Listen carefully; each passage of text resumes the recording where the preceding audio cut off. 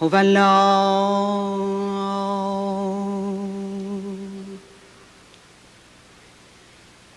ای دلبر مهربان،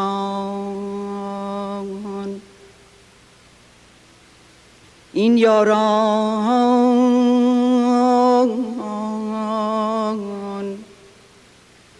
سرمست جام پیمانند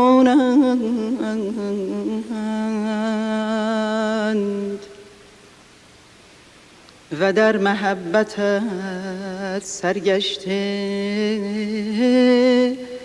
و بادی پیمان.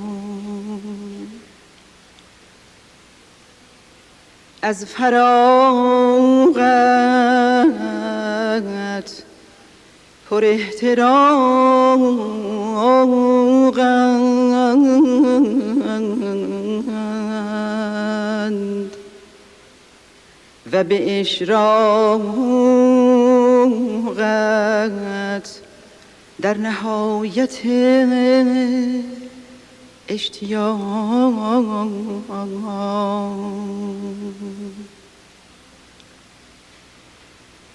از ملکوت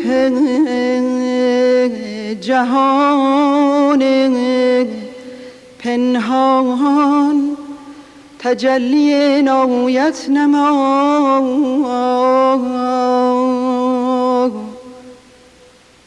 و پرتو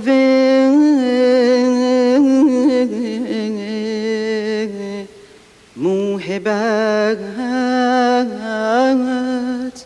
افشان.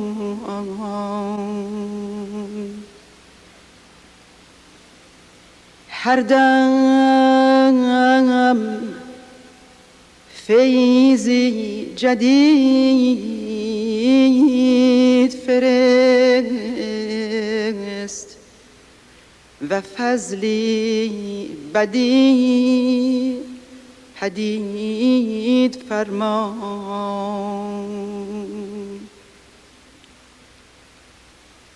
ای پروردگار، ما ناتوانیم، تو توانا، مورانیم و تو سلیمان ملکوت ابها.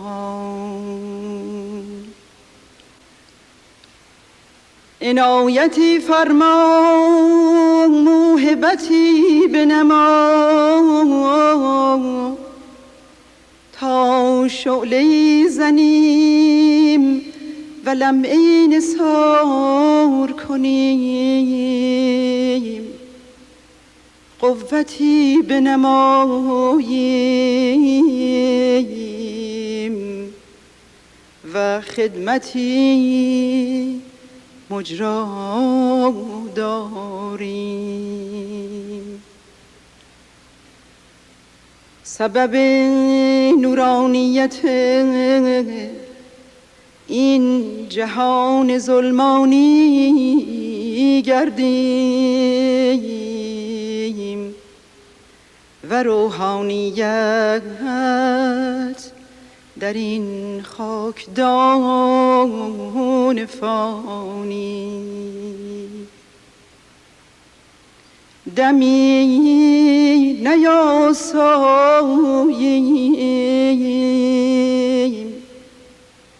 و خود را به شؤون فانیه نیالاییم.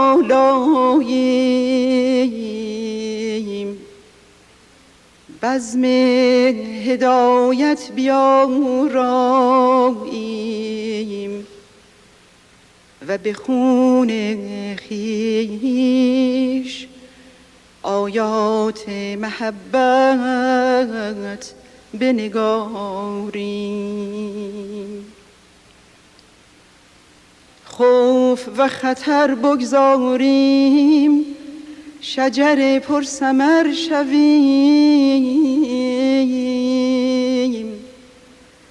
و در این جهان بی بنیان سبب ظهور کمالات عالم انسان گردی. انک انت الکریم الرحیم الغفور التواب.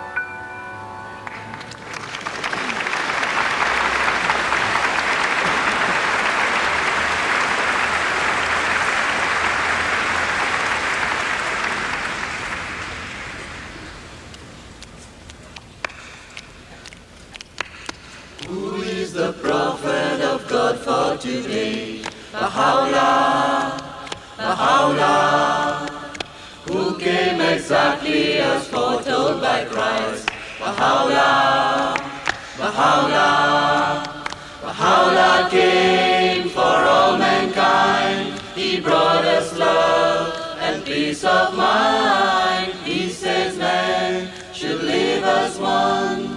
There is no place for us to run.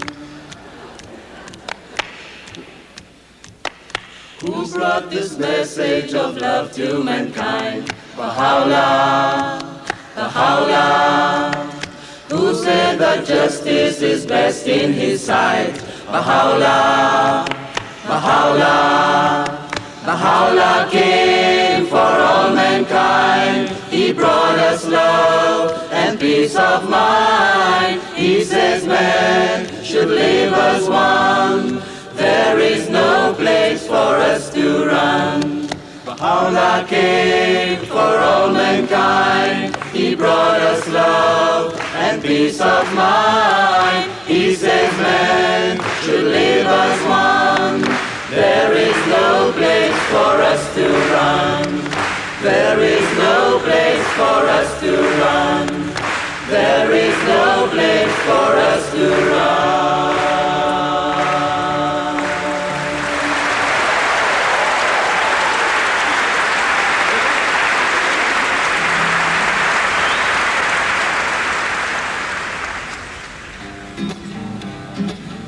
Te marama I te po, tia hoi o mai koe. Hei karu mo te mata o te po, hei karu mo te mata o te po. Tōna tērā ki te moe e, tia hoi o mai koe. Hei karu mo te mata o te po, karu mo te mata o te po. Tui ana aha ki te moe e, tia hoi ho mai koe. Hei karu mo te mata o te po, hei karu mo te mata o te po. Ki te kore koe, te karu o te po, pauri ana taku ara e. Baha'u'llah taku ara e.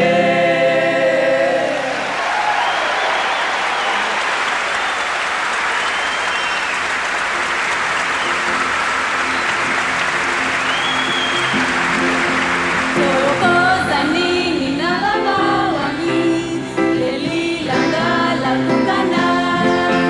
Toko zani ni nalabawangi, leli langa la kukana. O toko laka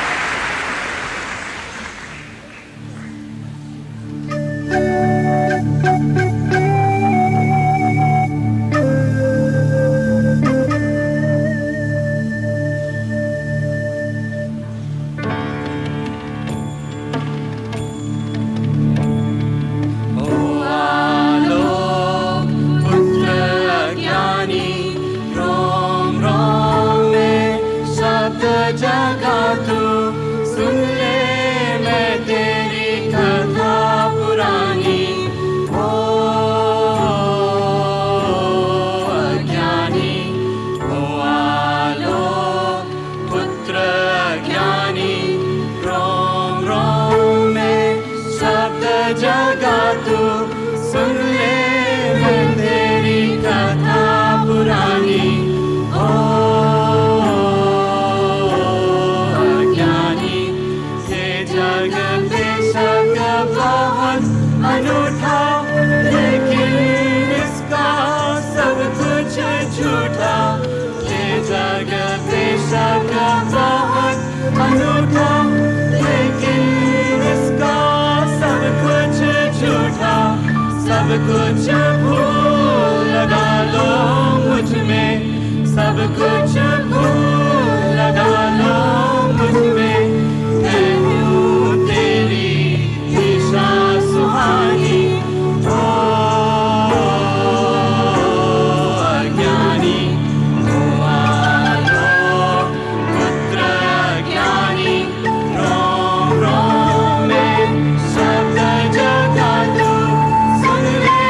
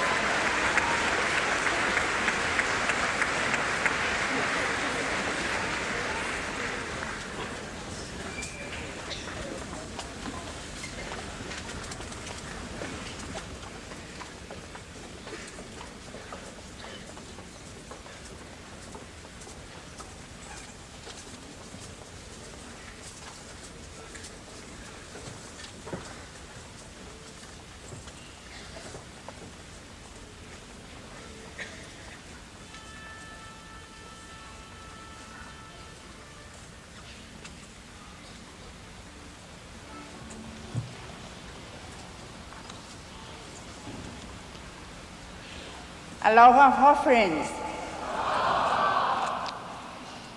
In convening this great Congress and the countless other gatherings around the globe this week, the Universal House of Justice has called on Baha'is everywhere to celebrate the inauguration of Baha'u'llah's Covenant and to proclaim its aim and unifying power. We can bring to this moment no greater testimony than the transforming effect the Covenant has had on our abilities to serve the cause of God.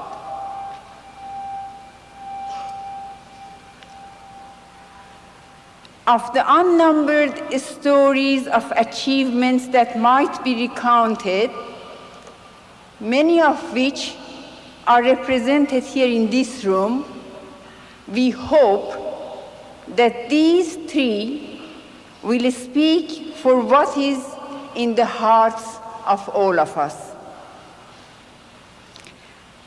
When the Guayami people first came in touch with the Bahá'í Faith, they asked the Baha'is to help them restore their culture. Mr. Juan Bejarano is here to share his story with us.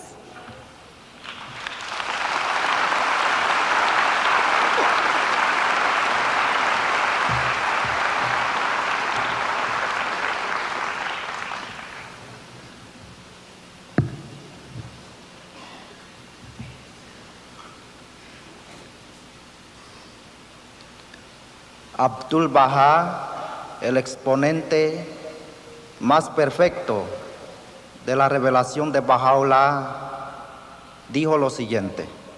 ʻAbdu'l-Bahá, the most perfect exponent of the Baha'i revelation, said the following. Si estos nativos llegan a recibir una educación y son guiados correctamente, no cabe duda que iluminará a todo el mundo entero. If these native peoples receive education and are guided properly, there is no doubt that through the teachings, the divine teachings, they will become so enlightened that they will illumine the world. Muy buenos días, queridos hermanas y hermanos Bahá'ís. ʻAbdu'l-Bahá.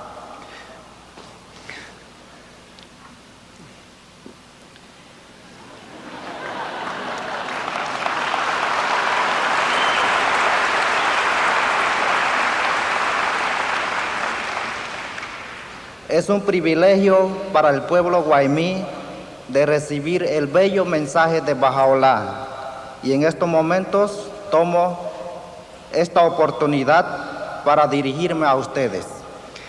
It is a privilege for the Guaymi people to receive the beautiful message of Baha'u'llah. And at these moments, I'm happy to take this time to speak with you. Lo más importante que quiero decirle es que el pueblo guaymí ha abrazado la causa de Baha'u'llah y quiere ser obediente a sus enseñanzas. The most important thing I have to tell you is that the Guaymi people have accepted the cause of Baha'u'llah and are trying to be faithful to his teachings.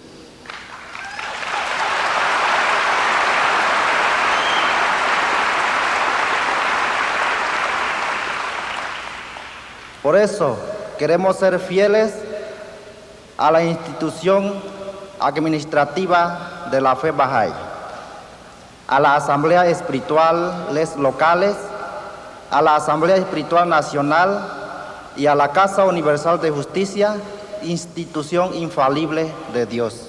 And that is why we want to be faithful to the institutions of the administrative order, which are the local spiritual assemblies, the National Spiritual Assembly, and the universal house of justice, the institution that is infallible of God. Bajo la guía de ellas se están estableciendo proyectos de desarrollo socioeconómico, como son la Radio Bahá'í, el Centro Cultural Guaymí y Escuela para Educación de Niños. Under their guidance, we are establishing social economic development projects such as Radio Bahá'í, the Guaymi Cultural Center, and the children's schools. Bajo estas instituciones se desarrollan programas de profundización, de alfabetización, conferencias de mujeres, consejos nativos, se desarrollan campañas de enseñanzas y otros. Under the institutions mentioned, we're developing literacy programs, women's conferences, native councils, children's education, teaching projects, and others. Por medio de estos programas, hemos estado logrando un efecto transformador en el área para ayudar a nivelar la calidad de vida espiritual del pueblo guaymí. And through these programs, we're having a transforming effect to help balance the spiritual life of the Guaymi people. Estos ejemplos positivos demuestran que poco a poco estamos entendiendo el convenio de Baha'u'lláh y tratando de servirla. These positive examples demonstrate that little by little, we're coming to understand the Covenant of Baha'u'llah and trying to serve him. ¿Qué más queda a este humilde pueblo de ser el instrumento de Baha'u'lláh? What else can this humble people do but be the instrument of Baha'u'llah? Muchas gracias. Thank you very much.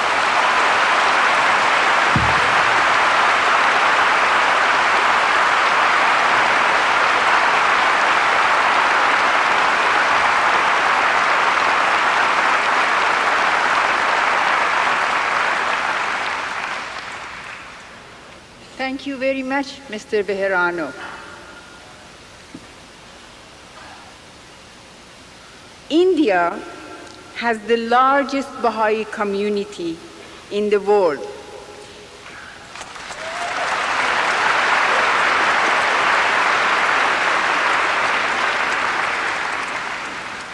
Among the more recent and equally thrilling stories from that subcontinent is the success of the Indoor project.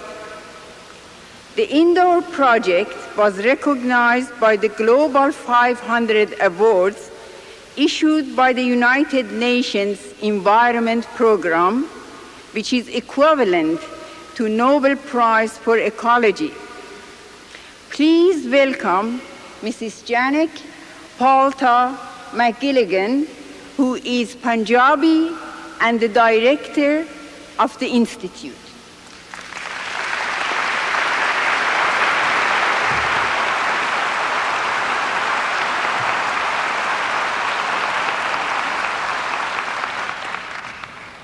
Dear friends, I bring greetings to you from India and share with you that the Baha'i Vocational Institute for Rural Women in Indore is one of the socio-economic development projects of the National Spiritual Assembly of the Baha'is of India. It's built on the land which was chosen when bought by the beloved hand of the cause of God, Dr. Mohajer.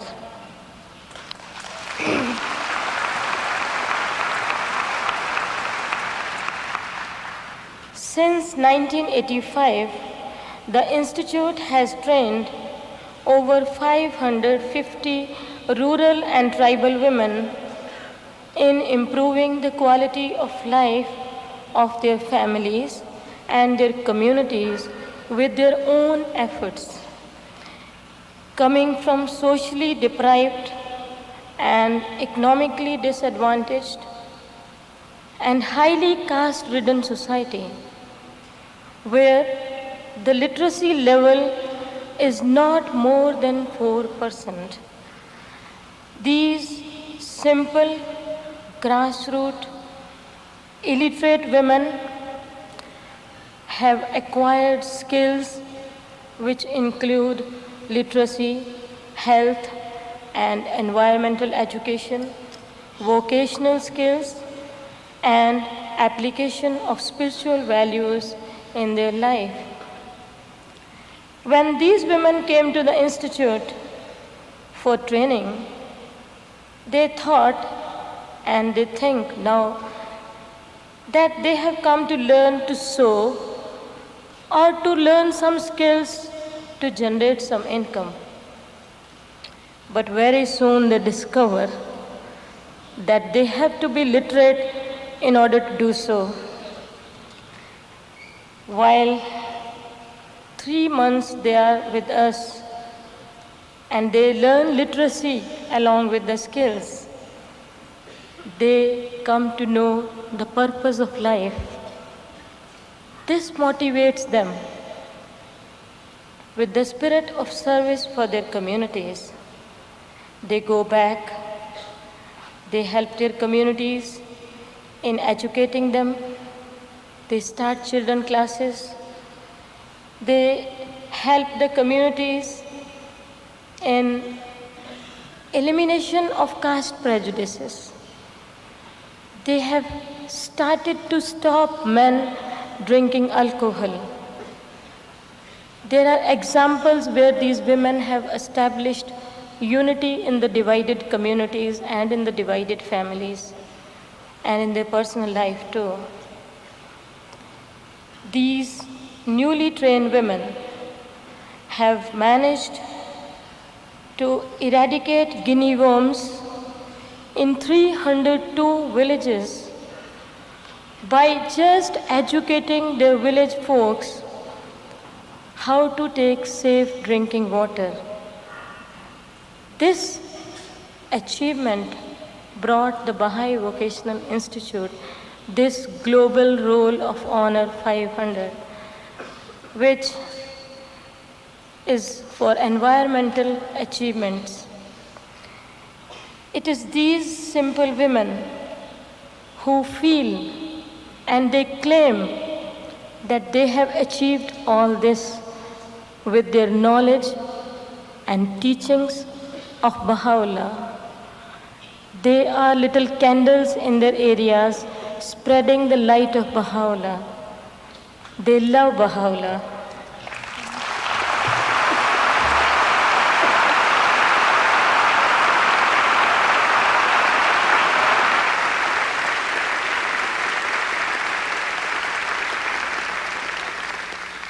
Thank you very much, Mrs. McGilligan. We have all heard about the marvelous victory of the faith in its participation at the 1992 Earth Summit in Brazil. This story is vast in scope and serves as a witness to the victories attainable when we work in concert with each other from different countries and when we support our administrative order and its national and international institutions and agencies. The prominence and contribution of the Baha'i community to the Earth Summit cannot now be summarized. However, Mrs. Venus Sahihi Pezesh can share some small insight with us into the transforming power of Baha'u'llah's covenant.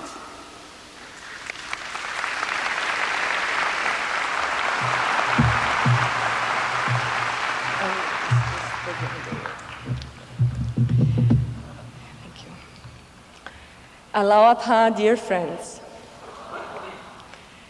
First, I bring the love of the Brazilian Baha'is to all of you. to talk.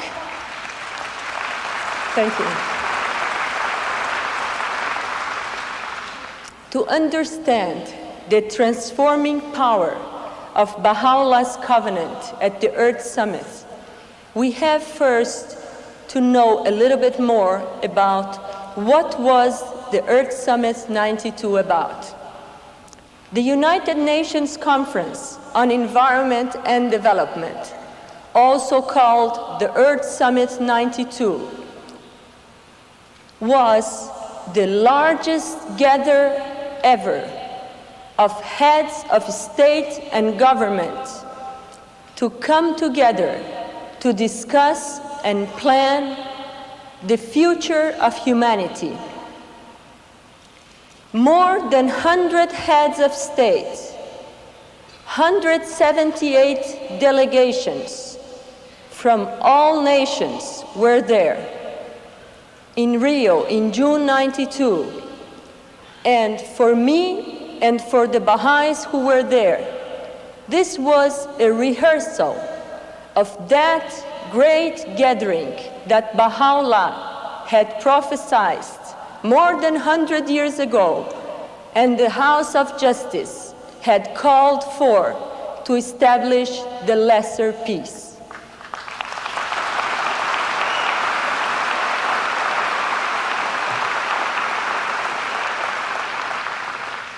The significance of the Baha'i participation at this historic gathering was because this was a unique opportunity for the Baha'is to apply the Baha'i principles to a concrete and collective effort of humanity to bring together our common future.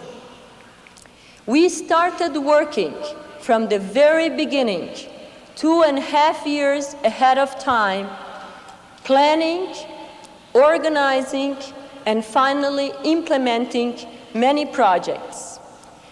We did 3 proposals. When I say we, I am talking about the Baha'i International Community Office of the Environment and the National Spiritual Assembly of Brazil Office of the Environment that worked very closely together for more than 2 years to make concrete proposals for the main conference and to set up and implement 5 major events for the Global Forum, the parallel meeting of more than 12,000 non-governmental organizations and 30,000 people from around the world that were gathered in Rio.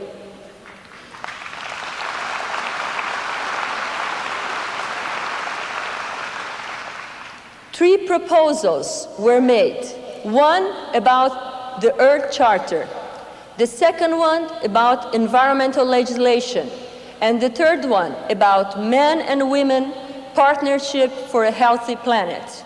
And they were widely distributed among all the people present, dignitaries and officials and heads of state. And we did also we delivered a statement at the plenary of the official conference in the first day of the conference as the only non-governmental organization of the religious sector to do that.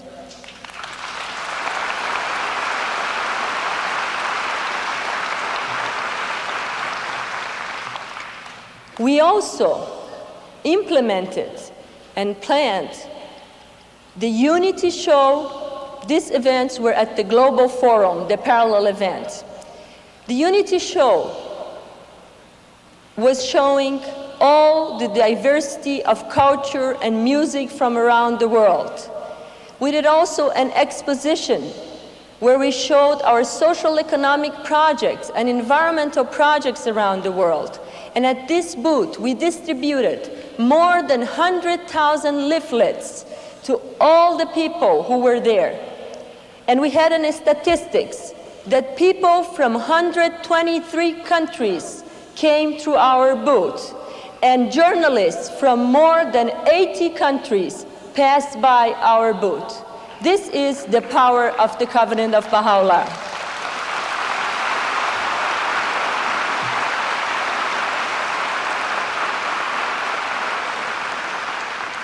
We also realized a symposium on values and spiritual changes for a sustainable society. We also made an international contest with our children from all around the world, and we set up a beautiful book in conjunction with UNICEF that was delivered to the heads of state that were present there and to all dignitaries and non-governmental organizations, called Tomorrow Belongs to the Children. And this book had drawings and messages from our children addressing environment and development to the heads of state. We had an exposition of this book also. And finally, we had the Peace Monument. This big 5 meters tall concrete structure in a form of an hourglass containing samples of soil from all participating countries in the Earth Summit as a symbol of the will for peace, of unity of the people of the world who were participating in that historic event.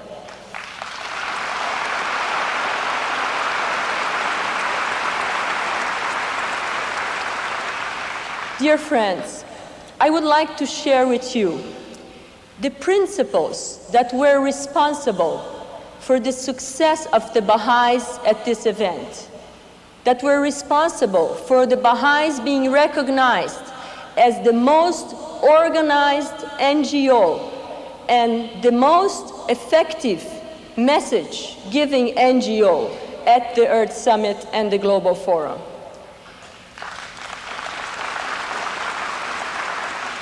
These principles were unity, steadfastness, and faith. Unity among the small group of 3 to 5 people that started the work and that grew up to 130 Baha'is from more than 20 countries that were present at the event. Absolute unity in between everyone. Steadfastness in everything we have proposed ourselves to do. We would never give up. Every stone that was on our way, we knew that it was a step up to get higher the name of Baha'u'llah. And faith that nothing will fail when we are there giving our best to proclaim His holy name.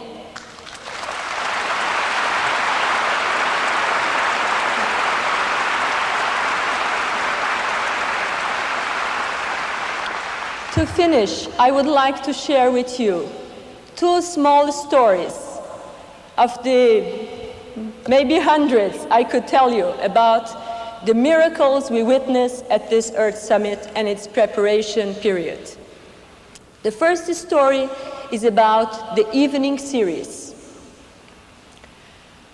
About 8 months before the Earth Summit and the Global Forum, the coordinator of the Global Forum, a very well-known environmentalist, Mr. Warren Lindner, came to us and invited the Baha'is to coordinate the evening series in the park. This was to be an entertainment program to show the cultural diversity, music and art from all the people that were going to participate in the Global Forum. We were very honored with the invitation, but we asked him, why are you inviting the Baha'is in within 12,000 NGOs that are working for this event? And his answer was, because the Baha'is are the only group that can understand and deal with the diversity of cultures from all around the world, and that can input a spiritual character to this event. And I don't want this event to be only an entertainment event.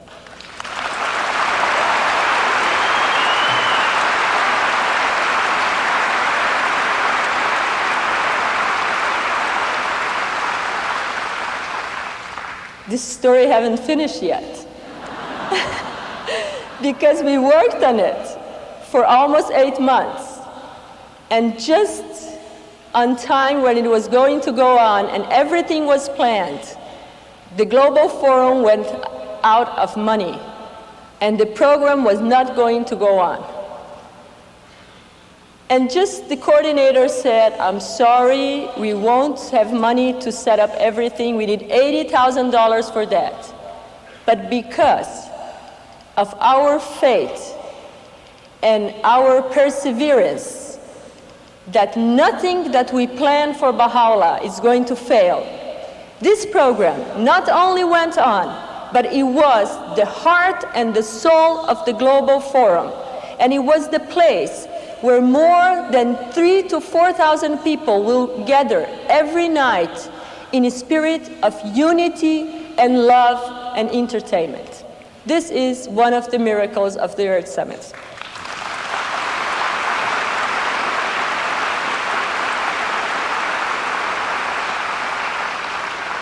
And the last story is about the Peace Monument. This project that was proposed by the Baha'is to be the symbol of the Global Forum and accepted by the direction of the Global Forum, as long as we did everything.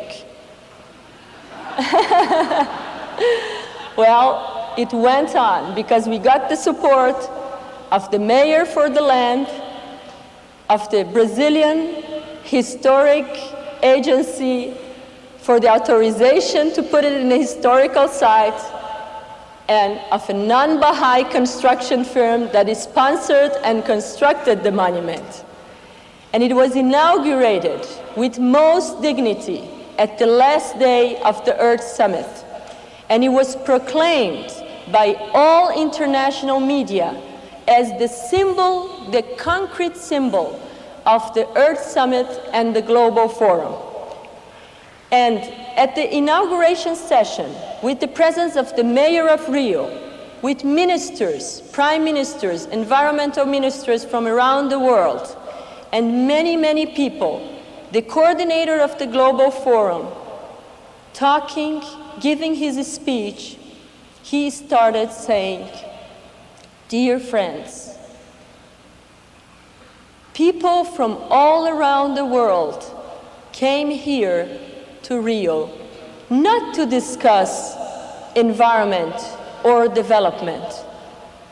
They came to Rio to testify these words that are written in the Peace Monument.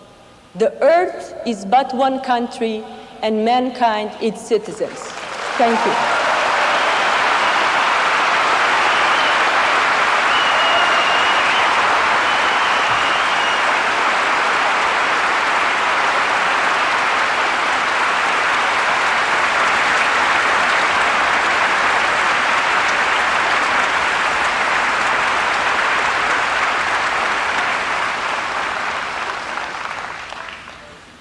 Thank you very much, Venus.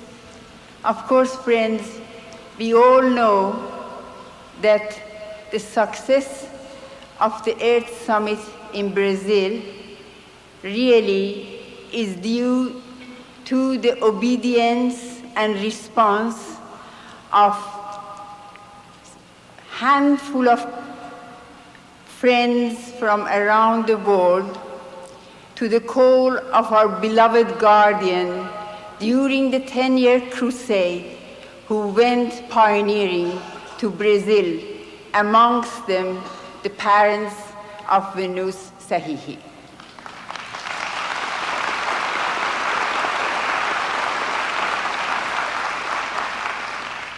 What you have just heard are some of the fruits of the tablets of the divine plan revealed by ʻAbdu'l-Bahá and achieved by obedience to the covenant as emphasized by our beloved guardian and the Universal House of Justice. Let's now reflect on the covenant in action.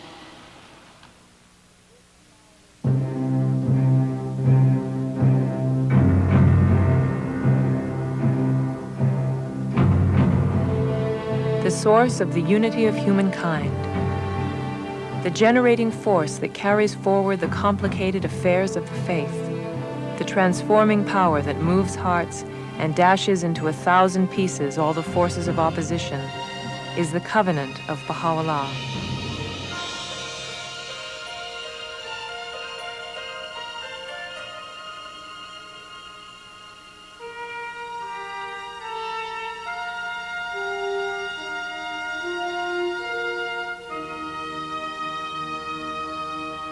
ʻAbdu'l-Bahá wrote, "The axis of the oneness of the world of humanity is the power of the covenant, and nothing else." For 29 years, ʻAbdu'l-Bahá was the embodiment of his father's covenant, its appointed center, the branch of command which encompasses all existence. He was the focus of the unifying power of the cause. To the believers, ʻAbdu'l-Bahá was the cause. Then suddenly, unexpectedly, he was gone. No words can describe the grief and despair which fell over the Baha'i world. Who would comfort them now? Who would unify and guide them? Who would lead them on the global mission for which Baha'u'llah had called? In his will and testament, ʻAbdu'l-Bahá revealed the design for the administrative order and identified his twin successors, the Guardian and the Universal House of Justice. A 24-year-old student, still devastated by the passing of his grandfather, young Shoghi Effendi was appointed by ʻAbdu'l-Bahā's will and testament the guardian of the cause of God and interpreter of the Word of God. ʻAbdu'l-Bahá made it clear that the election of the Universal House of Justice was the final step in building the framework of the administrative order. First, the cause must spread throughout the world. It must attract a foundation of believers to elect local and finally national spiritual assemblies.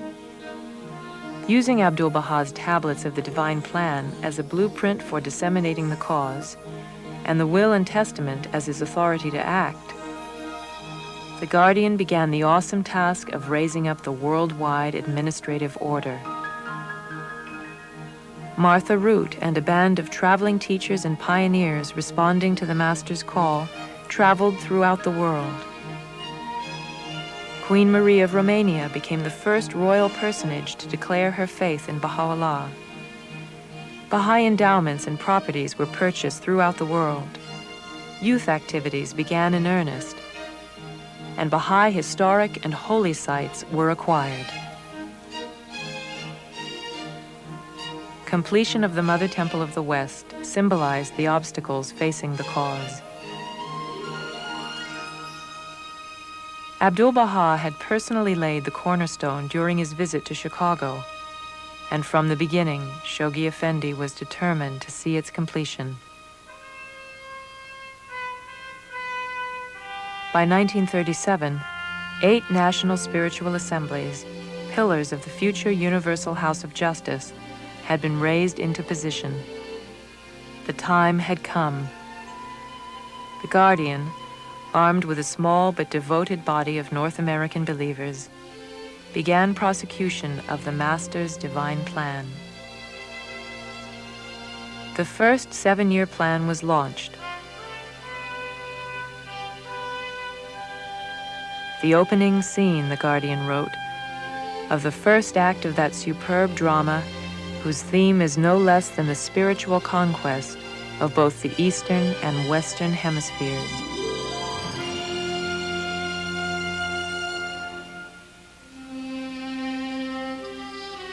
Within 2 years, however, the world was at war.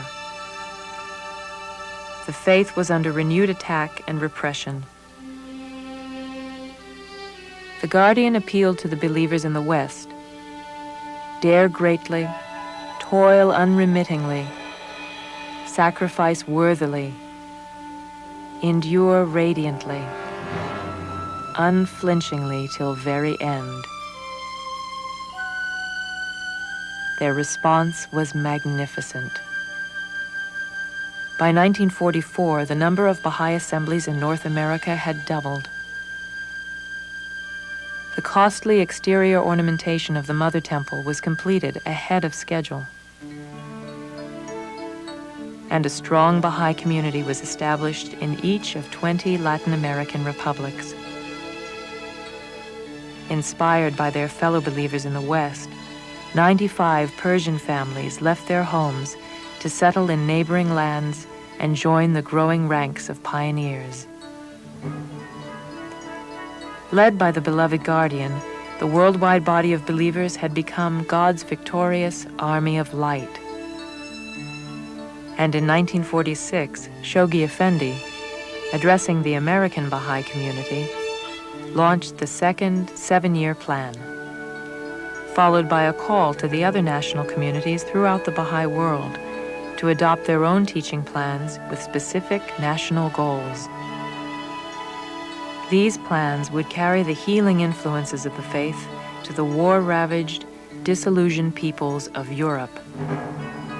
They would consolidate the faith in the Americas and throughout the world, complete the temple, and erect 3 more pillars of the future Universal House of Justice: the National Assemblies of Canada, Central America, and South America.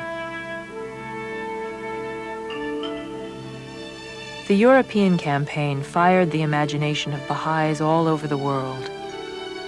And despite severe economic hardships, once again, complete victory was won. Exhilarated by these exploits, the Guardian prepared his unbreachable army for the greatest single undertaking in the spiritual history of humanity.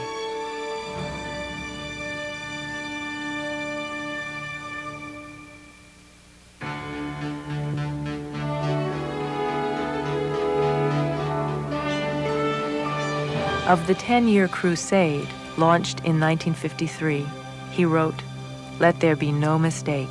The avowed, the primary aim of this spiritual crusade is none other than the conquest of the citadels of men's hearts." To the Baha'i world, even with its newfound sense of confidence, the list of goals must have seemed impossible.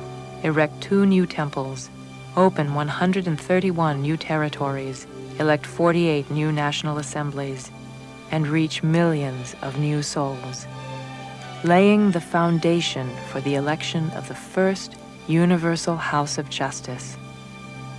Reflecting the importance of the plan, the Guardian announced 4 great conferences around the globe.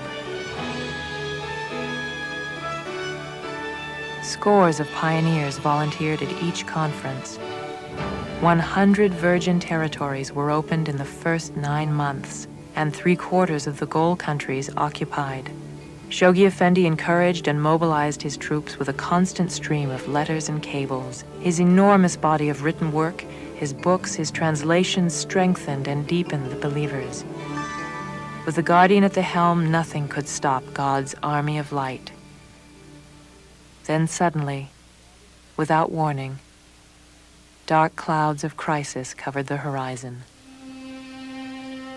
On the 4th day of November, in 1957, from the World Center came the tragic news.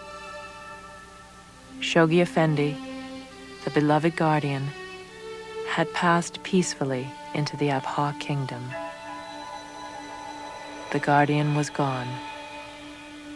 The 10-year crusade was only half finished, and the Master's other successor, the Universal House of Justice, had not yet emerged.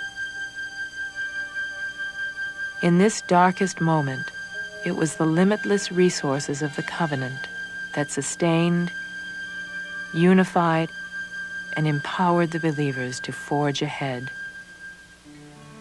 The hands of the cause of God, raised up by Shoghi Effendi as the chief stewards of the faith, led the Baha'i world in carrying out his global plan. And by the close of the 10-year crusade, the conquests were complete. In April 1963, at the First Baha'i International Convention, the supreme governing body of the faith was brought into being.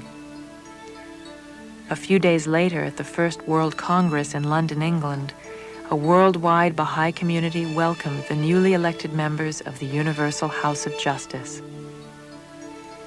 Once again, the protecting power and vitalizing energies of the Covenant flowed unhampered through Baha'u'llah's chosen successor.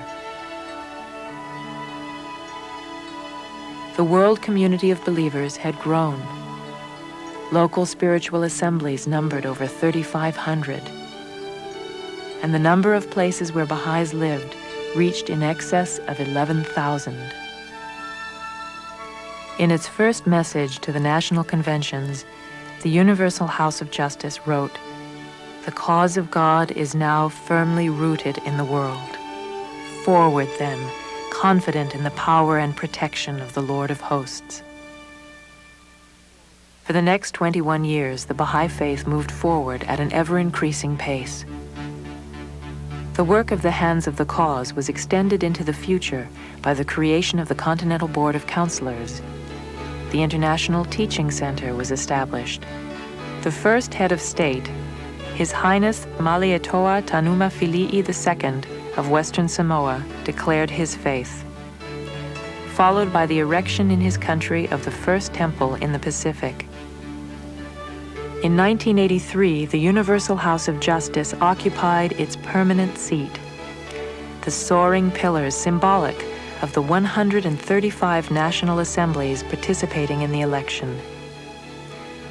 Some 3 million believers now inhabited the globe. The number of local spiritual assemblies exceeded 27,000, and Baha'is lived in over 116,000 places in the world. The Bahá'í Faith was knocking on the door of worldwide attention when the news came. The National Assembly of Iran was arrested and imprisoned. The House of the Bab was seized and destroyed. The persecution of the Persian believers had resumed, full force.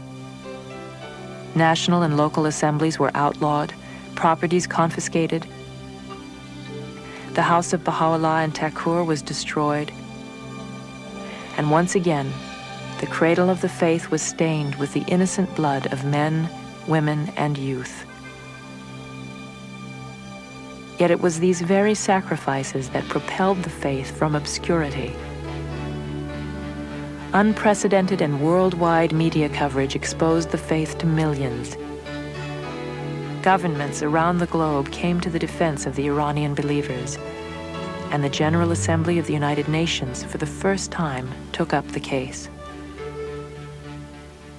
In October 1985, the Universal House of Justice published The Promise of World Peace and declared that global peace was the next and inevitable step in the evolution of the planet. As the fourth epoch of the formative age opened in 1986, 138 heads of state had received this important document. The truth of its vision dramatically demonstrated as the Cold War crumbled before the eyes of a peace-starved world. The astonishing Lotus Temple was dedicated in New Delhi. It stands as one of the most important buildings erected in this century. Expansion of the faith accelerated. Eastern Europe and the former republics of the Soviet Union were at last open to the conquering forces of the Covenant. The Brazilian Federal Chamber of Deputies paused for a 2-hour tribute to the Blessed Beauty, which included the reading of a message from the Universal House of Justice. The Holy Year opened with moving ceremonies at the World Center, commemorating the ascension of Baha'u'llah. 3,000 believers circumambulated his shrine. A month later, the Baha'i international community was asked in particular to address the historic Earth Summit. The burgeoning influence of Baha'u'llah's revelation can now be felt in all spheres of human existence.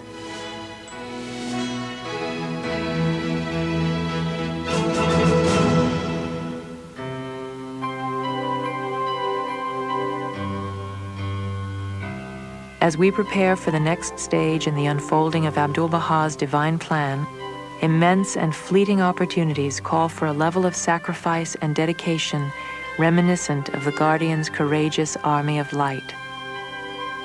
Completion of the Ark and terraces on Mount Carmel represents the unfolding of a vision of God's holy mountain, which will coincide with the emergence of the lesser peace and the first stirrings of the world order of Baha'u'llah.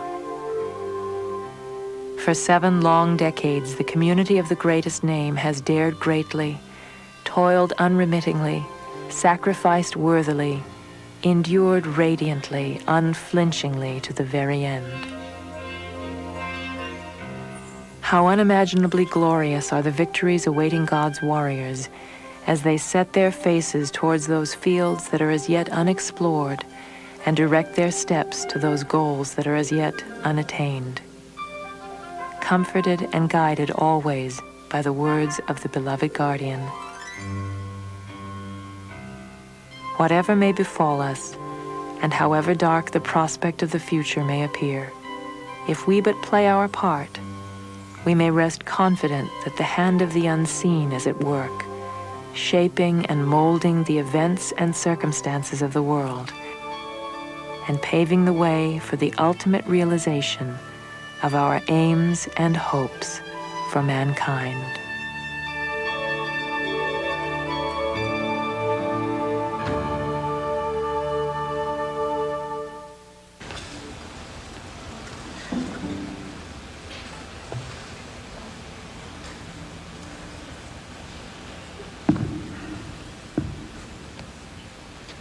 Friends, we will now pay honor to the hands of the cause of God.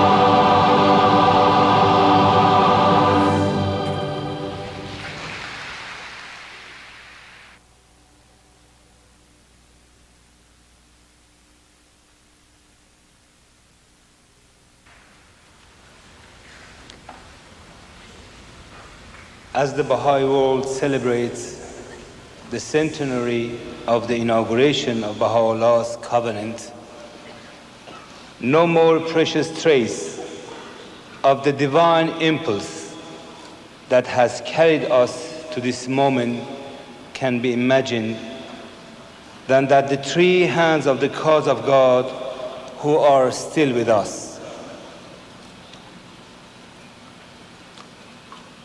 ʻAbdu'l-Bahá Ruhi Khanum, immortalized in the matchless words of the beloved guardian as my helpmate, my shield in warding off the darts of the covenant breakers, my tireless collaborator in the arduous tasks I shoulder. Janab Ali Akbar Furutan, whose qualities of mind and historic contributions to the rise and consolidation of the mother Baha'i community, of the Baha'i world, were crowned in 1951 by his elevation to the rank of Hand of the Cause of God. Janab Ali Muhammad Vargha, distinguished son of one of the most distinguished families in Baha'i history and trustee of the Baha'u'llah, as that mighty institution spreads its canopy over the entire Baha'i world. The continuing presence among us of these precious souls is both a poignant reminder of the beloved guardian whom they served so faithfully, and the promise of the unfailing protection with which Baha'u'llah has surrounded his cause. For all time to come, their names and the names of the 23 faithful colleagues who served with them as chief stewards of the cause will be associated with the tribute penned for them by the Universal House of Justice itself.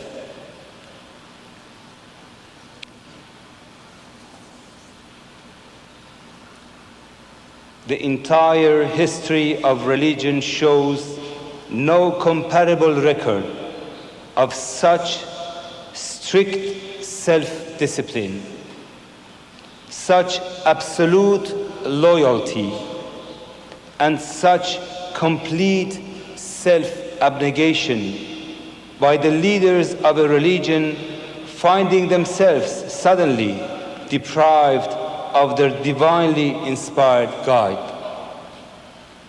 The depth of gratitude which mankind for generations, nay, ages to come, owes to this handful of grief-stricken, steadfast, heroic souls is beyond estimation. Friends, please welcome our beloved, dearly cherished, and ever-inspiring hand of the cause of God, Janab Ali Akbar Furutan.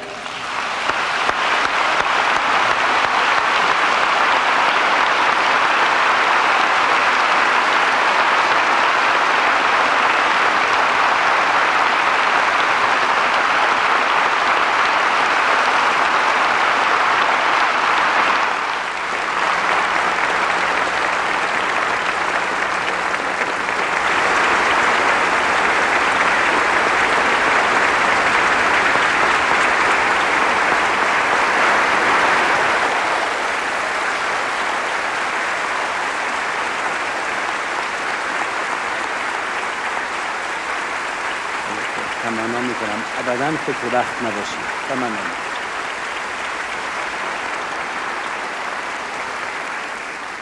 Beloved friends, I remember in my youth when I was reading the tablets of Baha'u'llah, ʻAbdu'l-Bahá, and the beloved guardian, I could find several references about the future of the Bahá'í Faith. In my youth, in those days, reading these tablets, it was only my hope. It was sometimes even dilemma for me when and how all these things revealed by Baha'u'llah, by ʻAbdu'l-Bahá, by the beloved guardian will be fulfilled. In those days, not only me,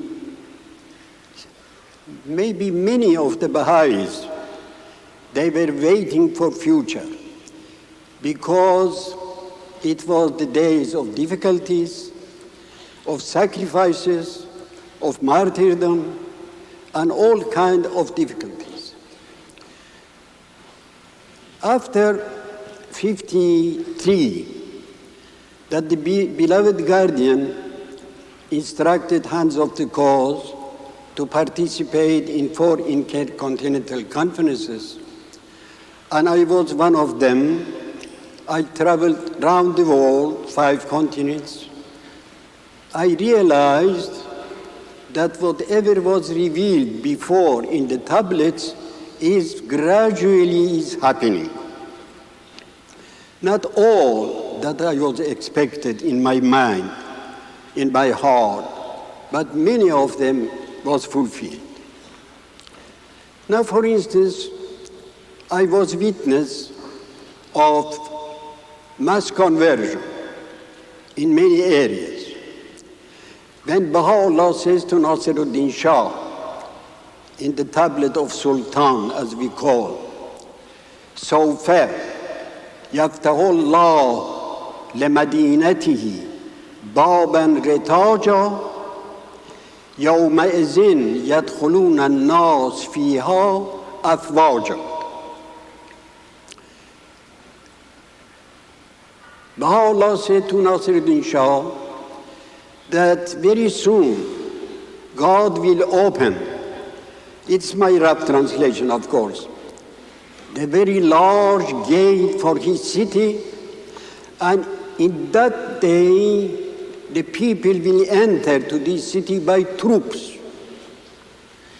Then I realized now it's the beginning of that promise, of that prophecy of Baha'u'llah.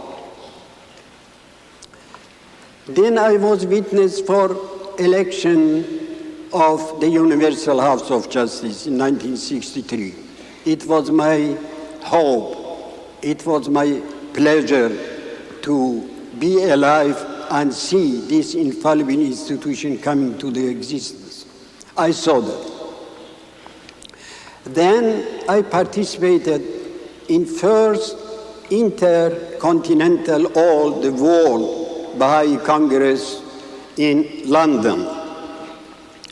7,000 people were there. I said, oh my God, what I am seeing, could I imagine? It was illusion for me in my youth. Now I see 7,000 Baha'is came to the first World Bahá'í Congress with different nationalities, different dresses, different backgrounds. Then I was witness for several things that it was just imagination. For instance, now I know that the cause of Baha'u'llah was spread in 125,000 localities. In those days, if somebody would say that to me, I say, well, inshallah, God willing, for future, let us wait. But it happened. And not only Baha'is say that, Encyclopedia Britannica, giving statistics of religion, they say so. Then I'd had the great privilege in my life to meet the beloved guardian in the Holy Land. I meet the guardian in the Holy Land. I met about twice. First in 1941 and second 54. I remember one day the beloved guardian talked about Russia to us, to about 8-9 pilgrims. I remember his exact words by heart in Persian. He said, به زودی پرچم یا بهاء در قطب سیبیریا که حال منفای بهایان است به موج خواهد آمد. It was in very dark time of Russia when the guardian said that in 54. As a Baha'i, of course I did believe that it will happen. No doubt in my mind, in my heart. But again, the dilemma was when and how. Fortunately, he promised me also that you will go back to Russia. Then I was banished back to Iran. It's a long story, I am not going to that. I mean what the guardian said, it's happened, literally happened. He said, از مشاکل حالیه ملول و افسرده مگر. Don't be sad from the events that is now happening. اوضاع حاضره در اون اقالیم بقا و استقراری ندارد. The present situation in those countries would not remain like that. Then he promised me that in future you will go back to Russia to render some services there, but repeatedly he said, be patient. صبر و تحمل لازم. Be patient.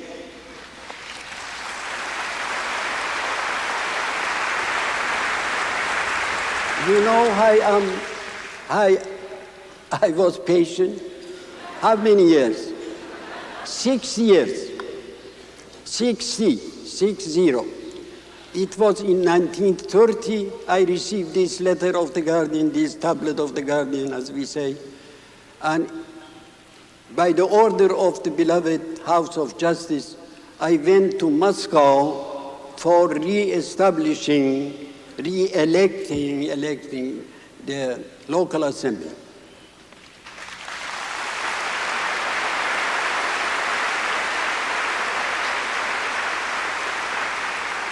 In 91, again, the House of Justice ordered me to go back to Russia for election of National Spiritual Assembly of Soviet Union.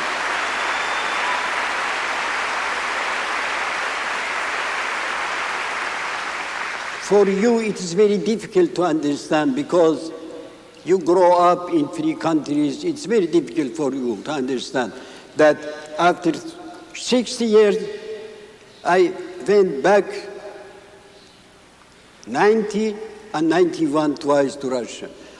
And 92, again, the House of Justice ordered me to go to not the former Soviet Union, to Baltic states and Hungary. And I went for Regional National Assembly there. It was imagination for me, illusion. I couldn't believe my eyes when I was there in my own university, in that country, that they pushed me back. They sent me just like this back to Iran. My point is, dear friends, whatever revealed by Baha'u'llah, by ʻAbdu'l-Bahá, by the beloved guardian, many of them was fulfilled, and still we have so many things to do. I am now very thankful to Baha'u'llah that I am living in these days, meeting you where? in the Second World Congress, it could not be imagined to me that I will be alive to be in such beautiful, grandiose Congress and see by my own eyes all kinds of nationalities, background. You cannot understand my sentiments when I see all these things, because I heard from the beloved guardian it will happen. Now I am witness, eyewitness. I see by my own eyes.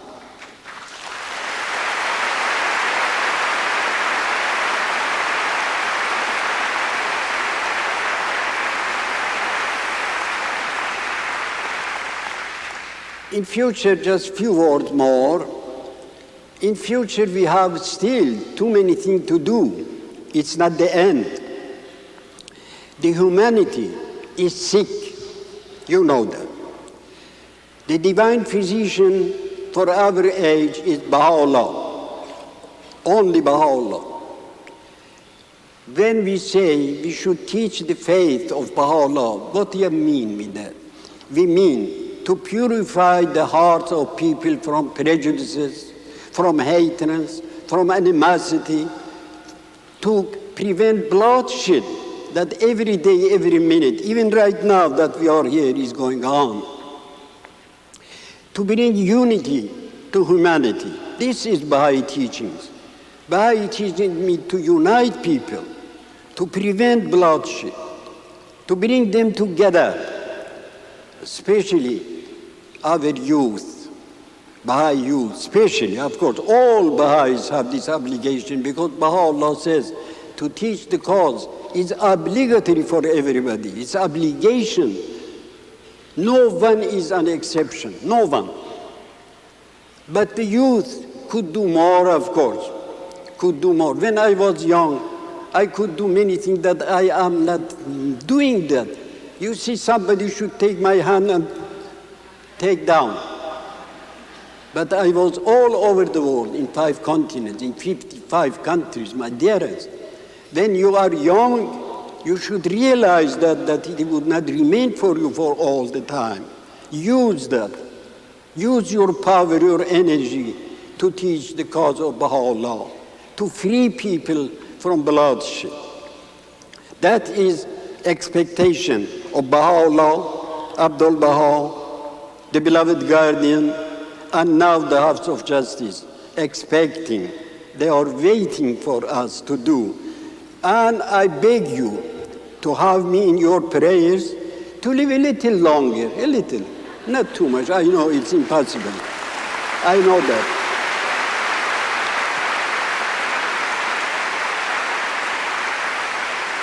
Just a few years, very little, to see more and more and more. When I will die, I would say, thanks to God, I saw everything what I read in my youth in the tablets.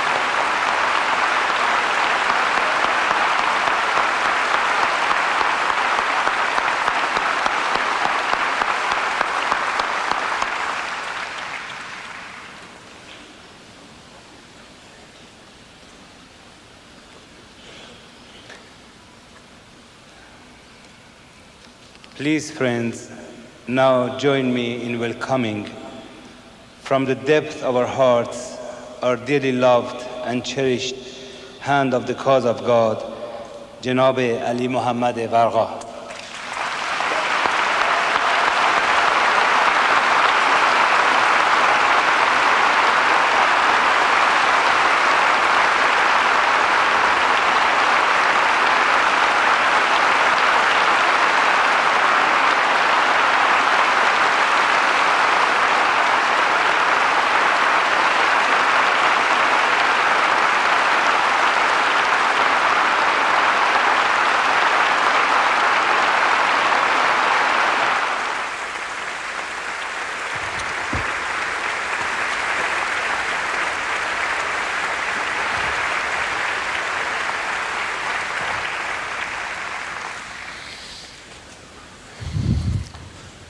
Beloved friends, Allah Habha.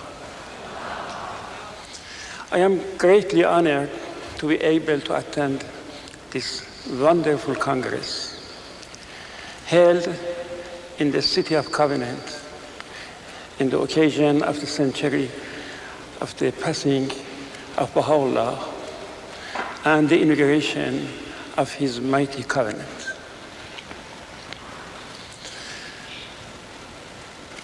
This is a great day for all of us.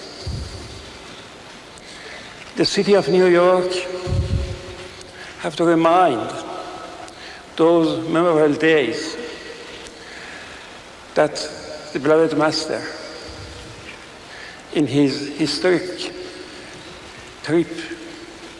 journey in the West, landed in this blessed city, showered his favor on the Baha'ís and also all the audiences that participate in his talk. At his first public meeting in the Church of Ascension, he raised the call of unity of mankind and called the leaders of the countries, of the states, to join together to establish the peace. Called the urgency, the necessity of the establishment of harmony between the people of the world. While the leaders of the states, the heads of the government, were engaged in the conflicts, severe conflicts, and prepared the way for the First World War. Racial prejudice was prevailed at that time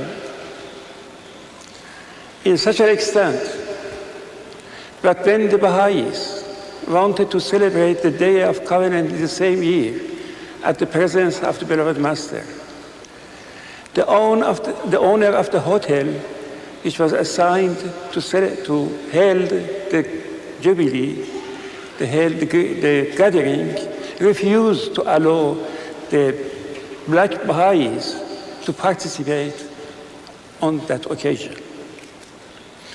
But now, after 80 years, the same city, New York, the city of Covenant, witnessed such a beautiful gathering, such a huge gathering of the lovers of ʻAbdu'l-Bahá, of the Baha'ís around the world.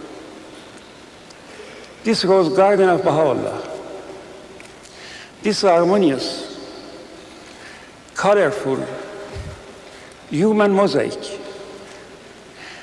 diversified by nationality, by culture, by tradition, but unified by heart, by mind, and by belief. Gather together to pay homage to the threshold of Baha'u'llah, to deepen their understanding about his revelation, and to tighten, to strengthen the tie of his mighty covenant. Could you imagine how delightful is ʻAbdu'l-Bahá in whose invisible presence is felt in our heart, in our gathering, is delighted to see that his wishes reflected in many tablets, including the monumental tablet of divine plan, has fulfilled by the hand of his followers. How delighted he is to see, through the continual guidance of the House of Justice, the banner of the unity of mankind is waving in four corners of the world, shedding light on the path of universal peace. This is a great day, beloved friends. Indeed, we cannot anticipate how will be the outcome of this Congress. But if we compare what happened in the first Congress in '63, we compare our asset at that time. The Baha'i population was about 500,000 people. Our institution, National Spiritual Assemblies, were 58. But during this time, you raised to serve the faith. You raised to promulgate the faith of God around the world. And now we witness the outcome of that. You went as pioneers, as travel teachers. You participate in different projects, and that is the outcome. That is the harvest that we gain from your endeavor and your sacrifice. Now we have more than 5 million Baha'is around the world. Now we have more than 150 national spiritual assemblies, and they are increased, and there's many, many victories on the way, and that is the result of Covenant and your endeavor.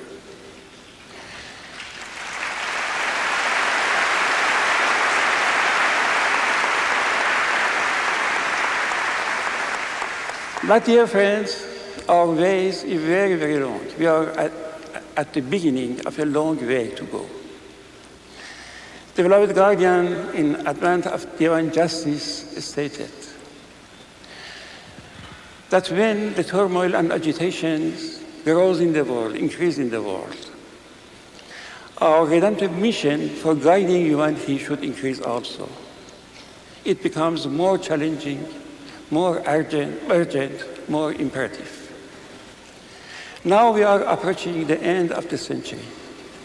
And we know the end of the century, that is the time that is promised to establish the lesser peace. But during this time, many things should happen. And we should mobilize our material forces and our activities, our endeavor, and put in the disposal of the House of Justice and execute the next plan, the 3 years plan, and bring a victory much more excellent than the victories that we have gained until now. God bless you all, and thank you very much, dear friends.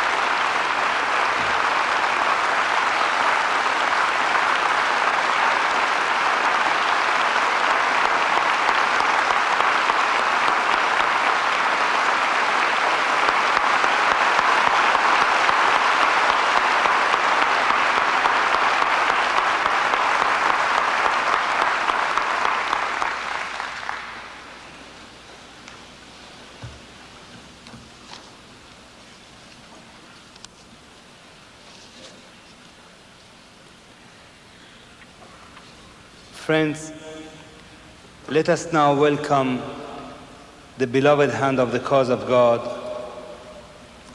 whose unique and shining example has illumined the soul and the mind of generations of Baha'is, whose precious presence has been and is the source of inspiration, courage, and assurance for all of us. Please, friends, welcome with joy and gratitude the hand of the cause of God, ʻAbdu'l-Bahá Ruhi Khanam.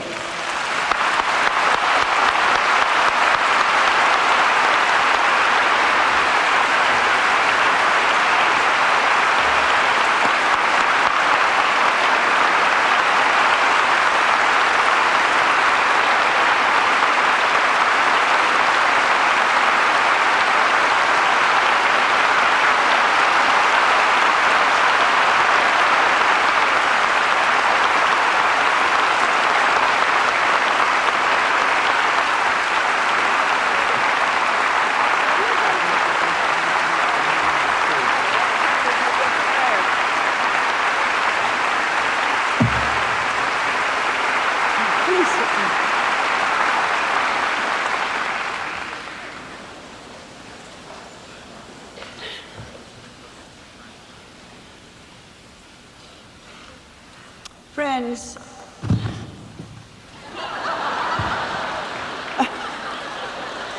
it makes me nervous when they're like that.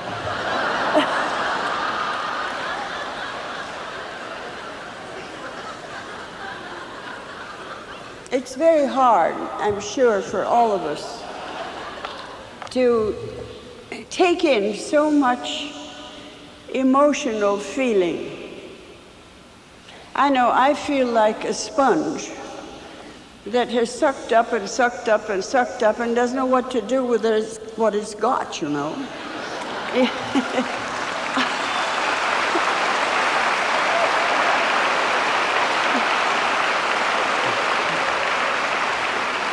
Evidently, I'm not alone in that sensation.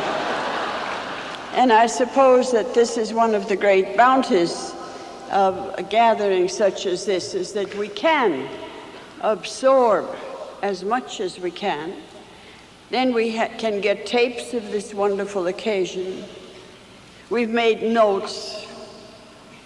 We've followed the different talks with profound interest and attention. And we go out from here with our cup overflowing. My colleagues, my very dear fellow hands, I think have presented some of the important things in Baha'i history and in the needs of the present time very beautifully. And I'm not going to try and go on with that same theme, because I think that they have expounded it very clearly. After all, they are hands of the cause, and they are highly skilled.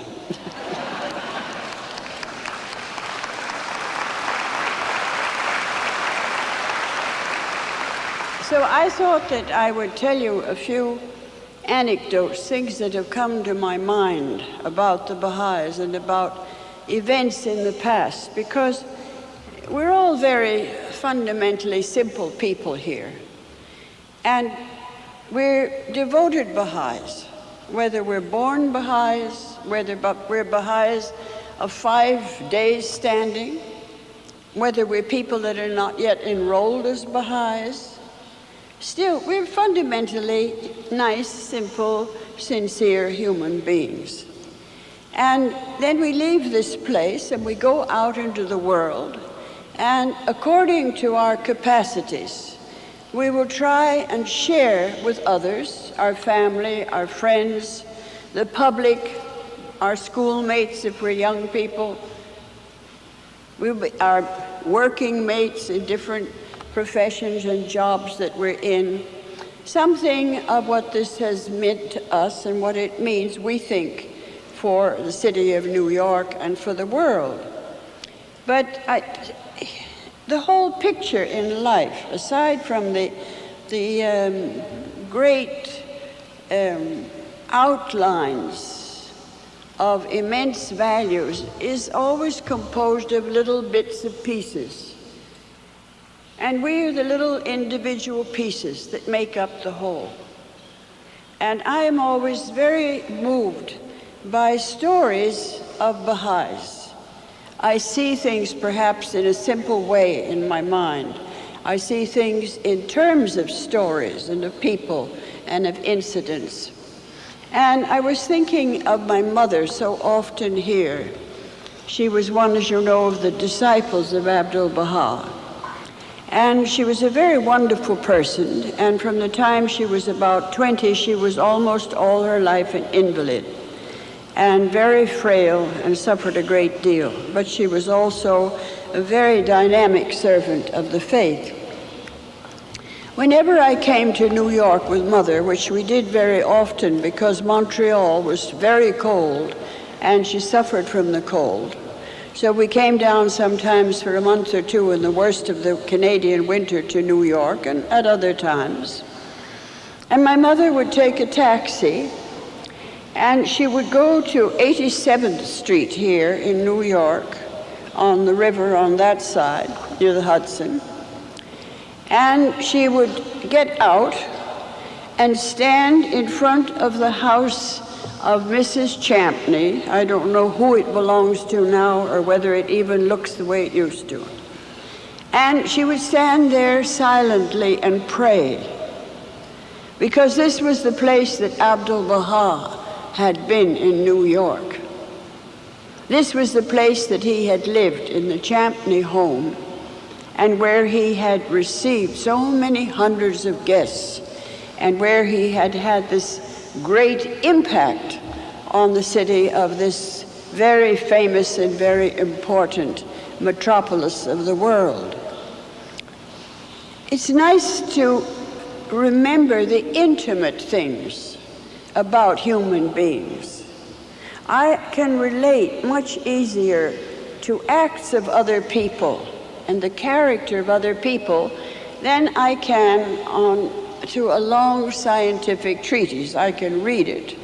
Hopefully I can understand it, but it won't move me as much as just ordinary human beings' experiences. And so I thought I would tell you a few anecdotes about the older Baha'is. When Martha Root was coming to Montreal, you know, Shoghi Effendi called her the star servant of Baha'u'llah. She's the one who gave the message to Queen Mary of Romania, to other crowned heads in Europe, to presidents, to people of great importance, politically, socially, and so on.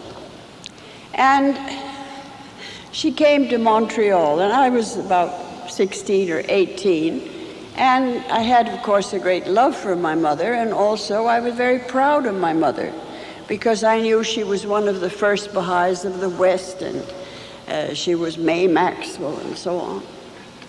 And my mother made a terrible fuss about Martha coming. And in my 16-year-old mind, I thought, well, she's really, it isn't necessary to make quite so much fuss. So she bought a beautiful bunch of tulips. It was in the spring. And she put them on the radiator in the vestibule of our home in Montreal, which is now called a Baha'i shrine because it was visited by ʻAbdu'l-Bahá, and he slept there for a few days. And as she went out to call, to have a radio call, or visit the head of the radio station of Montreal, it was the beginning of radio then, no television. And as she went out of the front door, to go and call on the man who was the head of the radio station, that my mother hoped would accept to let her speak on the air for the first time in Canadian history about the faith, she picked up one of these tulips, a raw tulip out of a vase, just one. And in those days, we were much more formal than we are now. Nobody except my age group can remember how much more what the French call comme il faut, with how much more discipline and reserve we lived our lives, at least in public. And I'd never seen anybody pick up a tulip and walk out of the front door. So Martha went down. My mother told me about this afterwards. I was not present. And she walked into the radio station and met the head of it, and my mother introduced her, said, "This is Miss Martha Root." And she was a very homely woman and had no sense of clothes whatsoever. And her head was cut like a spaniel's hair, like this hair. And she was full of wrinkles. Anyway, she walked in, Mother said, and she walked over to this man, and she said, "I brought you this," and she handed him this naked tulip without any tissue paper or anything around it. And the man took the tulip in his hand, and his eyes filled with tears, and he said, "How did you know I am a Dutchman?"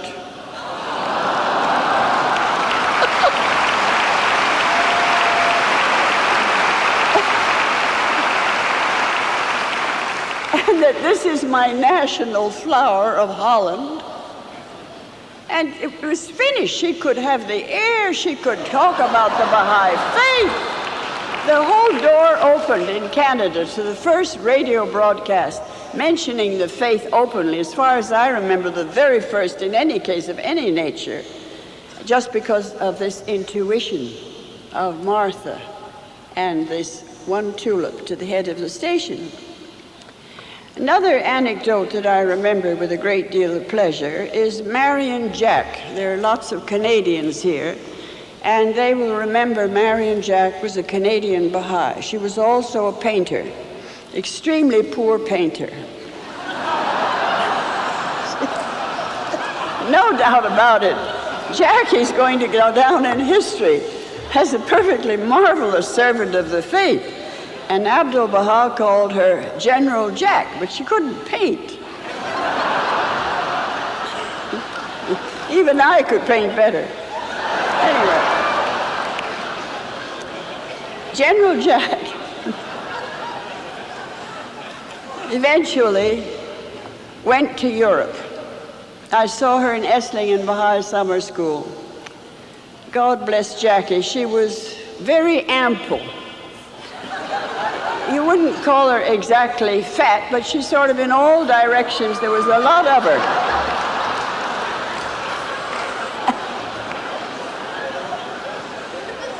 And she had an enlarged heart. I mean, seriously, I don't know anatomical state of her heart, but I do know that it was dangerously enlarged. She was very, very poor. And she had almost no money, and she decided to go to Romania and teach the cause. And she went and got a room in a hotel in Romania. And then World War II was coming, and Shoghi Effendi was worried over her, and the Baha'i Bureau in Geneva, Switzerland was even more worried. And they sent word to her, and as I remember, they asked Shoghi Effendi if they shouldn't try and get her to leave what was going to be behind the enemy lines. She was going to be behind the lines of Hitler and his armies and allies. And Shoghi Effendi did not press her, but he said that if she left, of course, they were free to ask her to leave. Well, she wouldn't leave, that's the main point. And she stayed there with God knows what possibility of eating. She went out in the streets, and the hotel that she was living in was hit by a German bomb, so she couldn't even salvage any possessions from the hotel. She had what she was standing up in. And the Americans, Canadians, she was a Canadian subject, they were evacuated down to a school in the country. And she slept on a cot in a corridor in the winter. Anybody can imagine in the winter in Romania, sleeping in a corridor open at both ends with no heat, what the conditions were like. And this is how Jackie spent the war. And after the war, one of these international agencies of some kind or other, a woman came to call on us, and I saw her. And she said, I've been in Romania, and I have a message to tell you that Marion Jack is alive, and she's all right. And we managed to get from her an address. That was the first news we'd had of Marion all during the war. And I wrote her and asked her what she wanted. Now you can imagine this wonderful, wonderful Baha'i, this servant of Baha'u'llah, old Canadian Baha'i, under her conditions, staying there all during the war. There isn't anything that any of us wouldn't have given her or done for her. And I wrote her and said, what do you want? Anything that we can send you, anything we can do for you. So she sent me back 2 pieces of paper on which she had drawn the outline of her foot, her feet. And she said, I haven't any shoes, but if you could buy me a pair of shoes, I'd be very grateful. So I went out and bought the best pair of shoes in Haifa that these pieces of paper would fit in, and we sent them to Marion, and that's all that Marion wanted, you see. So that's one of the kind of servants of the faith of Baha'u'llah that we have as our examples. Then there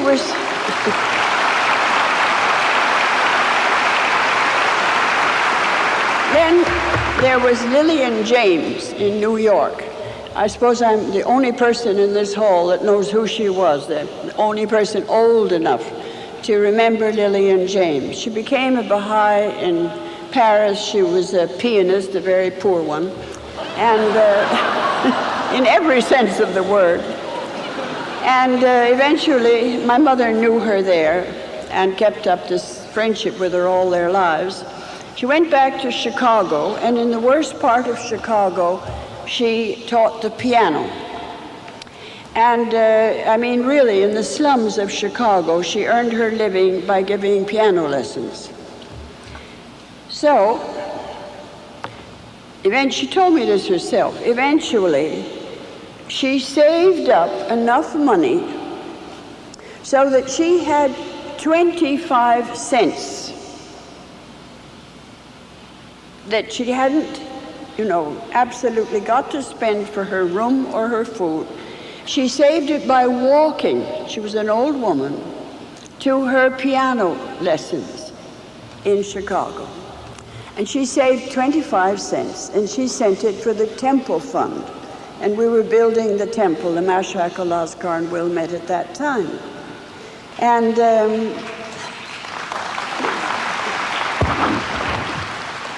so she gave this money, and she got back a receipt. And then finally they had built the temple, and she'd still never seen it. It's very near Chicago. So she decided she was going to treat herself, and she was going to go and see that temple that had been built. And she got on the train, and she went out to Wilmette, and she walked to where the temple was, and she saw this temple in front of her, and she said, all I could say was, "Oh, you darling."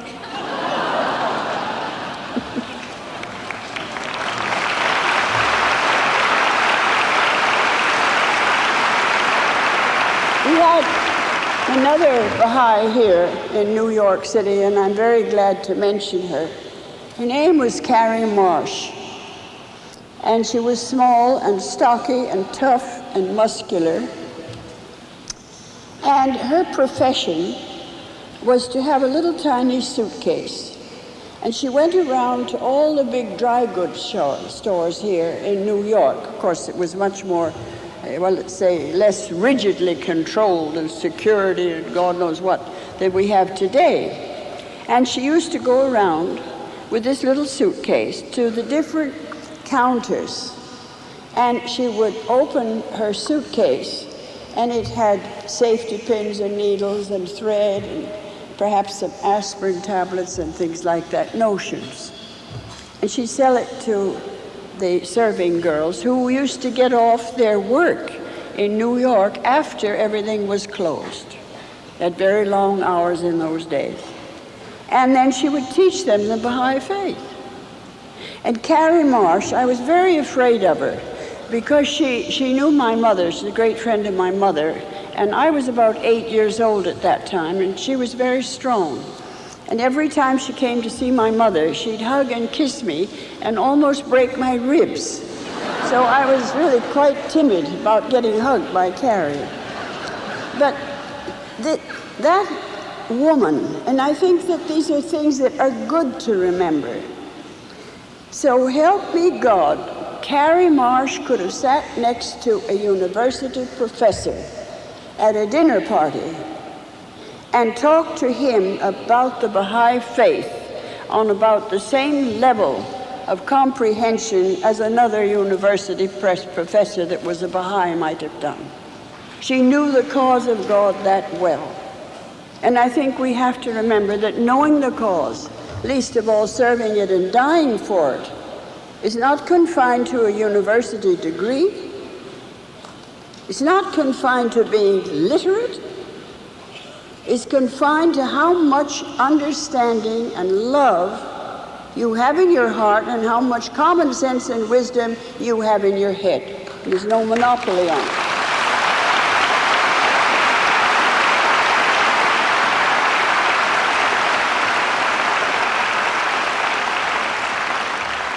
last election of the Universal House of Justice, and I pass this on to you because a great many of you undoubtedly come in contact with the press. You have press interviews, maybe you have radio interviews.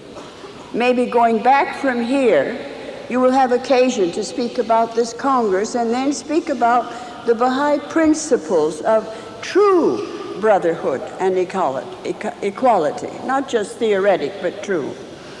In our last international convention in Haifa, as I was on the stage as a Baha'i official, we had a great big theater, which was, well, not as big as this, but quite a big theater, big as all this area, perhaps could hold 1,000 people or something. And it was full of Baha'i delegates from all over the world. It wasn't all the delegates, but it was all the delegates being present at the International Convention. And as you know, the national spiritual assemblies are the delegates for the election of the Universal House of Justice, the Electoral College.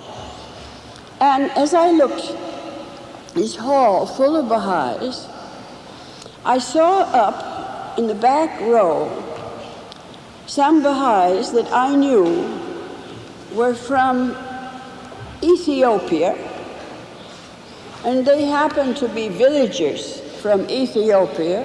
Violette and I had visited that village and we had met them. Totally illiterate, couldn't write their names. And another of the delegates was a bush Negro from Suriname, also totally illiterate. Now, for these people, the Universal House of Justice put one of the secretaries, women secretaries of our staff in Haifa, at their disposal to sit next to them and write down the names. And they voted. You see, this is the caliber of the religion to which we belong. It's not just the 12 basic principles and all the intellectual teachings, if you like, and the ramifications of the administration. These are the things that make this religion worthy as a solution, and will be the solution to the problems of the entire human race. It's not things in books, there are lots of books.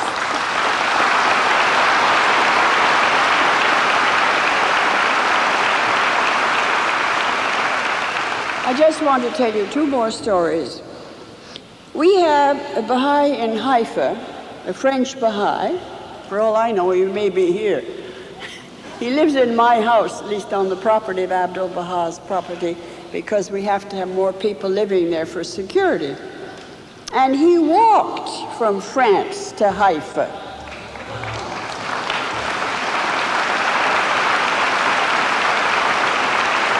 He's a member of the staff in Haifa, serving the faith, and he got there on his two hind legs.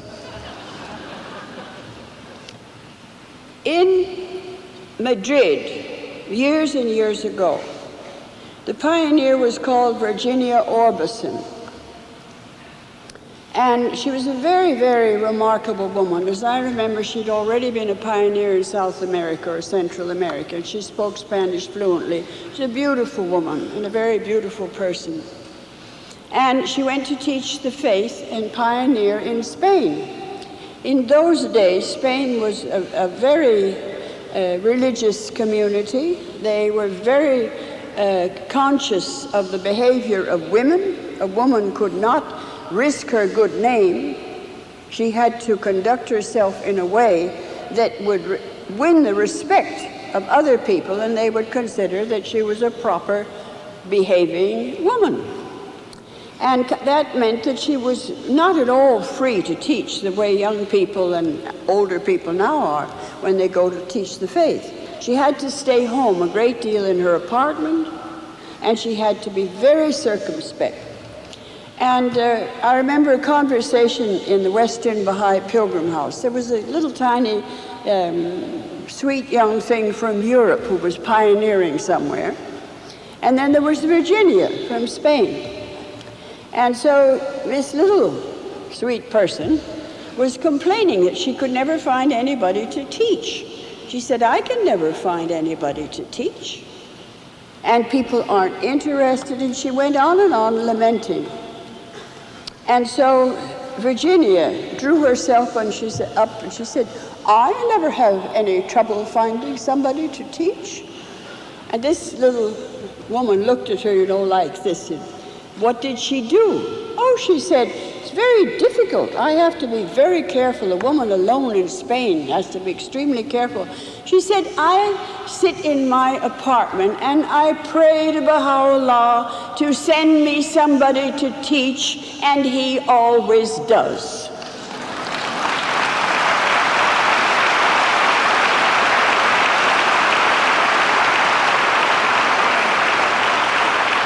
That's how she established the faith in that country.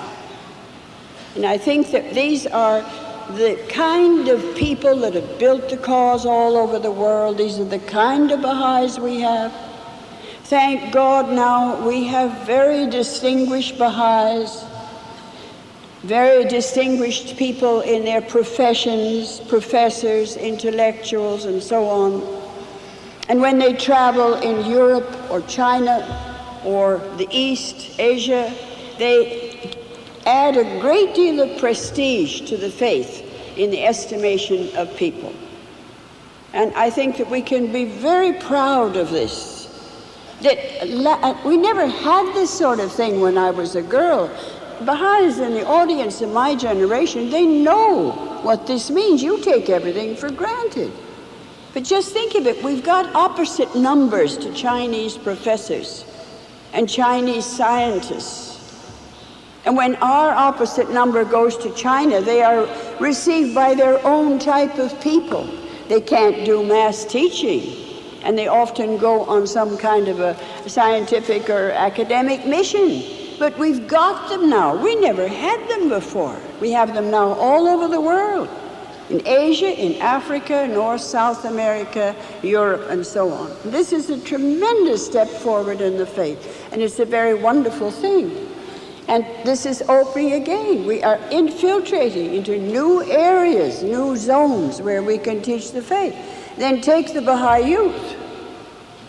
All of us here, and there are lots of young people here, they cannot get conceited from my remarks, please. But the fact remains that the Baha'i youth are simply wonderful. They really are.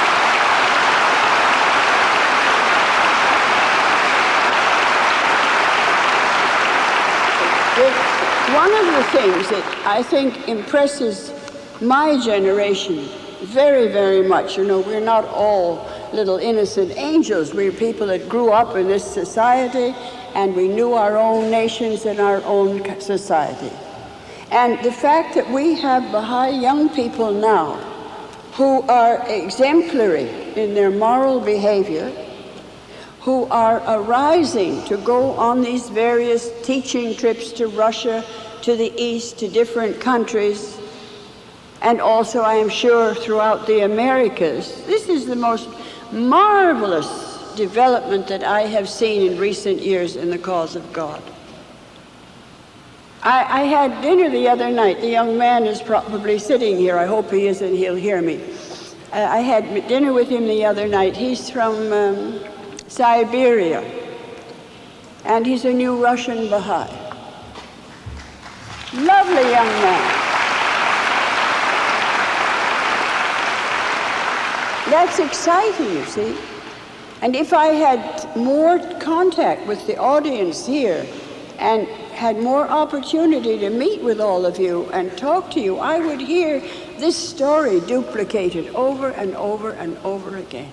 It is the most marvelous thing, the kind of people that are Baha'is now, the caliber of youth that are Baha'is now, the way the youth have arisen and are serving the cause of God with understanding, with enthusiasm, with clean characters, and with knowledge.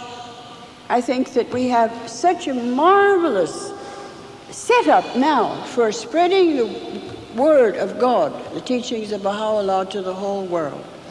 And I certainly think that there's going to be a very, very great receptivity. But I would like to recommend to you, friends, two things. If my personal opinion, from living in Haifa so long and being so occupied all my life with Baha'i affairs, and being now so occupied the last years since the Guardian passed away with official Baha'i affairs, is that what we Baha'is lack is not love, not devotion, not even enough financial resources. We haven't got enough money to do a lot of the things we could do if we had more money. But we're not all that broke. We do manage to get around and do teach and travel and do things, you see. But what we Baha'is lack is imagination.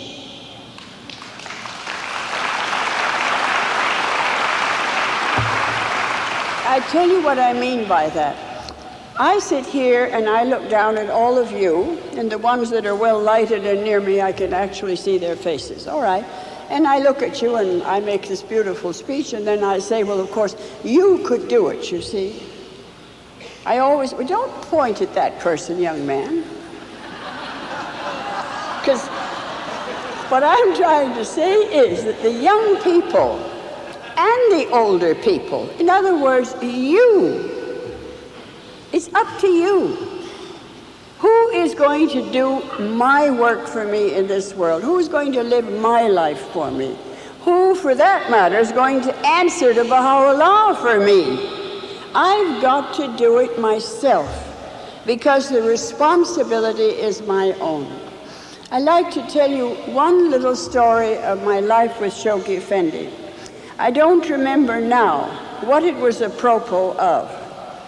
And I was always, never, obviously argued with the Guardian or disagreed with anything he said or wanted. But I can remember once Shoghi Effendi told me something I really can't remember. Did I want to wear it or did I want to do it? It was one of the two things. I'd been married perhaps less than a year. And Shoghi Effendi said I'd better not, because you see it was the East and my life was no longer in Europe or America, and how I behaved myself and looked as the wife of Shoghi Effendi was quite different from Mary Maxwell.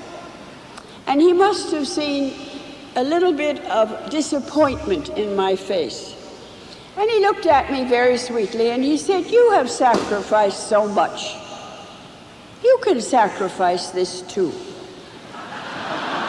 You know, that is a very, very profound statement.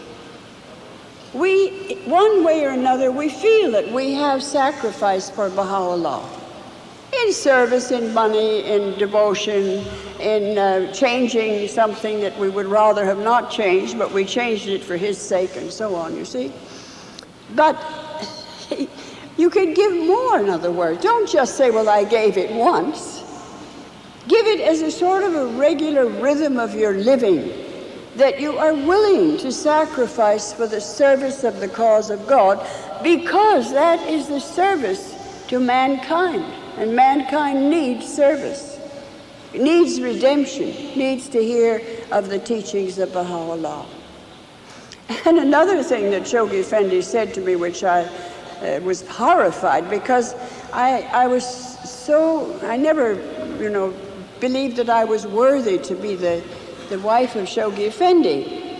But at least I said to myself, well, now I don't have to worry anymore. You know this terrible thing at the end of the econ, if you know your Baha'i scriptures well, it says, I put it in my own language, Baha'u'llah says that many a sinner, as in his last breath, has ascended to the up, and many a saint has done a nosedive. He doesn't put it in that vocabulary, but if you look at the last few pages of the econ, this is what he says, you see. And my mother was a last breather, and she was forever, terrified of her last breath. Was she going to be acceptable with her last breath? So I was raised, you see, on this last breath business. Then when I was married, I said, well, isn't that wonderful? I don't have to worry anymore. All those other people have to worry, but I don't have to worry because I'm tucked under the arm of Shoghi Effendi. Now I'm safe, you see. don't have to have any anxieties about my last breath. And one day Shoghi Effendi, I don't know what it was about, it wasn't a very serious thing, but evidently he wanted to say it to me, and he did. He said, and your destiny lies in the palm of your own hand. Of course, I didn't say anything, but I just sort of looked and thought, my God, it's back again, you see. I thought,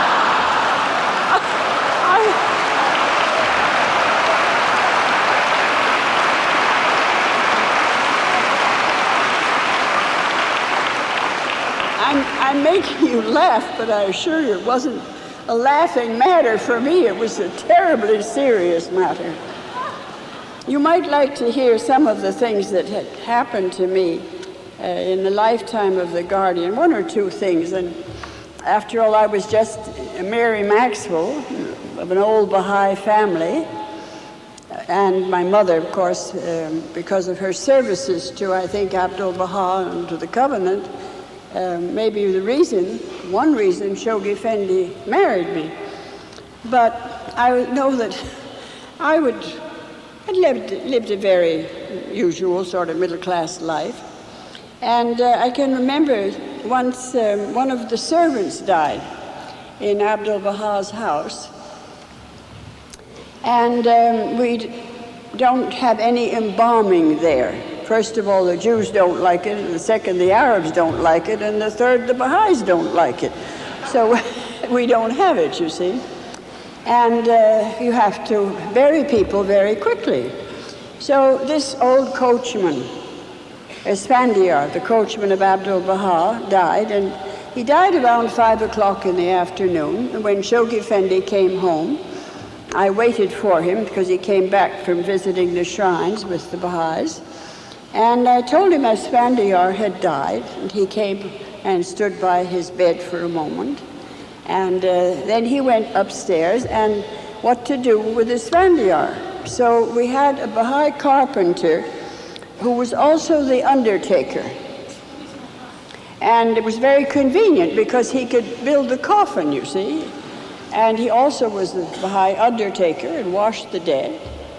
And this was the funeral the next day. This is, maybe some of the people here understand this kind of a situation. They come from developing countries in Africa. And maybe the other people that live in New York City are horrified, but whatever. So that night, we were worried over Esfandiar wasn't going to be buried till 3 o'clock the next afternoon.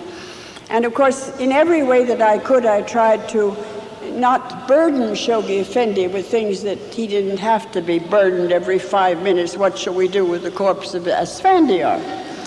So we took it downstairs and we put it in the reception room of the male Baha'is in the old days when men and women were segregated. And we put him on a table and put, you know, bowls of water under the feet of the table so that the rats couldn't get at him. And I remember Khalil took the feet. Aziz remembers Khalil in Haifa. Yadet has Khalil Najaramu. And anyway, he took the feet and I took the head, and we lifted this rigid corpse and put it on the table. The next day, when the funeral was taking place, the ladies never went to the cemetery because it was the custom of the Baha'i women to be like the Muslim women and more dignified, and they never went to the grave. So we were all upstairs, and we were going to have prayers, and the men were downstairs, and he was going to be taken away. And I sat there and I thought, where did Mary Maxwell go? What happened to Mary Maxwell? I was Mary Maxwell, you know, before I was married. And I thought, where did Mary Maxwell go? Lifting up a corpse and putting it on a table? It seemed so strange, you see, so far, far away from Montreal, Canada, and New York City, where I was born, and so on. What I'm trying to say is that we're all here from different backgrounds. Many of you know what I'm talking about. because you come from cultures where you're used to that kind of thing. You wash your dead. They die at home. You bury them, you see. And of course, that's very, very far from the civilization of a big city like this. But the fact is, look at us, we're all here together. All of us of these different backgrounds, different continents, different nations, different races. And here we are in this hall, sheltered by the universal house of justice, eager to go out from this place and teach our fellow men the glad tidings of the message of Baha'u'llah, ready to serve at this difficult period in history in any way that we can, so that we will be worthy of having heard the name of Baha'u'llah. I'm sure that marvelous things are going to go all over the world out of this gathering through all these Baha'is here.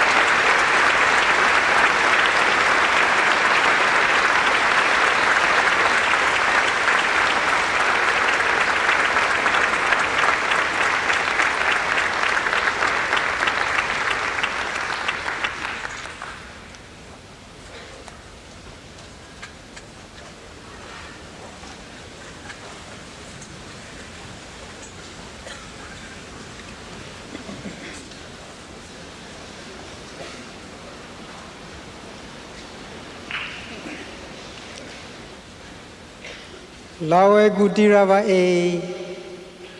gudirava e, lalo dia oi emu gau karatau dia de kenai oi haboa tamona, ona oi emu ura gau badana oi idia hedina raya, idia oi emu dala murinai lau, ona oi emu taravatu kamonaya, oi duru dia dirava e dia gau karade kenai, bona guada oi heni dia, oi de kenai gau karatotona, dirava e dia sibodia de kenai oi idia lakatania lasi, idia dia aina gabuna oi emu diba ena dia ride kenai oi gunalai dia, bona dia lalo dia oi hemu lalo kau de kenai oi hamoalea, momokani, oi be edia druva diravana, ona edia lohia, Baha'u'llah.